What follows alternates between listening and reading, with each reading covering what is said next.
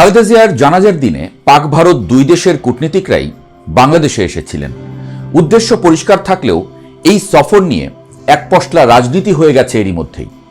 দেখা গেল পাক স্পিকারের সাথে ডক্টর ইউনূসের হাস্যোজ্জ্বল ছবি, অথচ ভারতের পররাষ্ট্রমন্ত্রীর সাথে হলো না কোনো বৈঠক। প্রশ্ন উঠেছে, এমনটা হলো কেন? ভারতের সাথে সম্পর্ক যা গেছে তা কি একেবারেই গেছে? এমন প্রশ্ন উঠছে।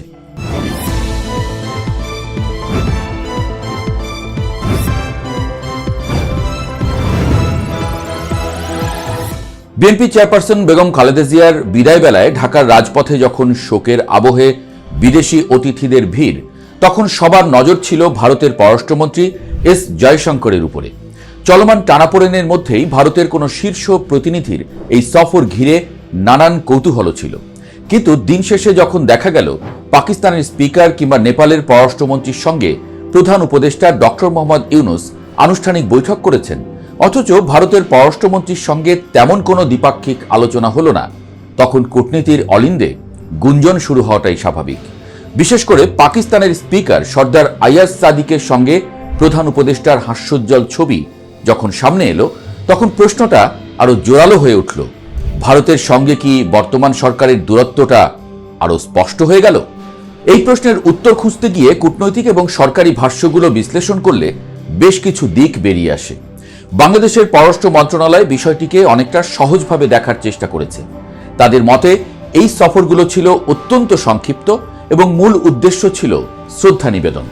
ভারতের পররাষ্ট্রমন্ত্রীর সঙ্গে প্রধান উপদেষ্টার আনুষ্ঠানিক বৈঠক না হলেও সরকারের উচ্চ পর্যায়ের যোগাযোগ কিন্তু একদমই ছিল না তা নয়।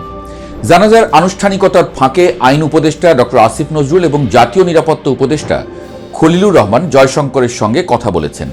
পররাষ্ট্র উপদেষ্টা তৌহিদ হোসেনের মতে এই সফরকে একান্তভাবে রাজনৈতিক বা রাষ্ট্রীয় সম্পর্কের মাপকাঠিতে বিচার করা ঠিক হবে না।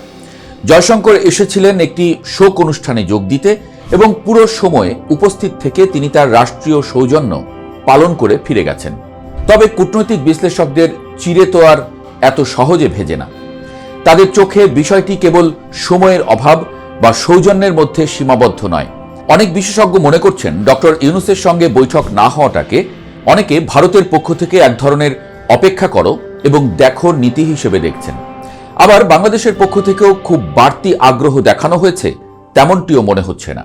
সাবেক রাষ্ট্রদূতদের মতে বাংলাদেশের বর্তমান অন্তর্বর্তীকালীন সরকারের সঙ্গে দিল্লির যে এক ধরনের শীতল সম্পর্ক চলছে, এই সফর হয়তো সেই বরফ পুরোপুরি গলাতে পারেনি।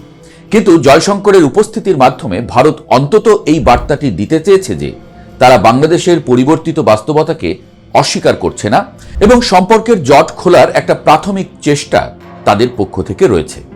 সবচেয়ে বেশি আলোচনা হচ্ছে ভারতের প্রধানমন্ত্রী নরেন্দ্র মোদীর পাঠানো শোক বার্তা নিয়ে। সেখানে বিএনপির ভারপ্রাপ্ত চেয়ারম্যান তারেক রহমানের নেতৃত্বের প্রশংসা এবং তার হাত ধরে দুই দেশের সম্পর্ক এগিয়ে যাওয়ার যে ইঙ্গিত দেওয়া হয়েছে, তা দক্ষিণ এশিয়ার রাজনীতিতে নতুন এক মেরুকরণের আভাস দিচ্ছে। বিশ্লেষকরা মনে করছেন ভারত হয়তো বুঝতে পেরেছে যে গত ১.৫ দশকে বাংলাদেশের অভ্যন্তরীণ আবেগ বুঝতে তাদের কিছুটা ভুল হয়েছিল। এখন তারা বিএনপির সঙ্গে সম্পর্ক স্বাভাবিক করার মাধ্যমে এই দূরত্ব ঘোচাতে চায়। তারেক রহমানকে লেখা চিঠিতে যেভাবে নতুন সূচনার কথা বলা হয়েছে, তা থেকে স্পষ্ট যে ভারত এখন ভবিষ্যতের দিকে তাকিয়ে তাদের চাল দিতে শুরু করেছে। ভারত হয়তো দেখছে আগামী নির্বাচনে বিএনপির ক্ষমতায় আসার সম্ভাবনা প্রবল, তাই তারা এখন থেকেই দলটির সঙ্গে নতুন করে সেতু বন্ধন তৈরি করতে চাইছে। অন্যদিকে পাকিস্তানের স্পিকারের সঙ্গে ডক্টর ইউনূসের বৈঠকটি ছিল অনেকটা আনুষ্ঠানিক এবং সেখানে দুই দেশের ঝুলে থাকা সম্পর্ক এগিয়ে নেবার সরাসরি বার্তা ছিল। পাকিস্তানের এই অতি আগ্রহ এবং ভারতের আপাত দূরত্ব বজায় রাখা, এই দুইয়ের মাঝে দাঁড়িয়ে বাংলাদেশের বর্তমান সরকার ভারসাম্য রক্ষার চেষ্টা করছে।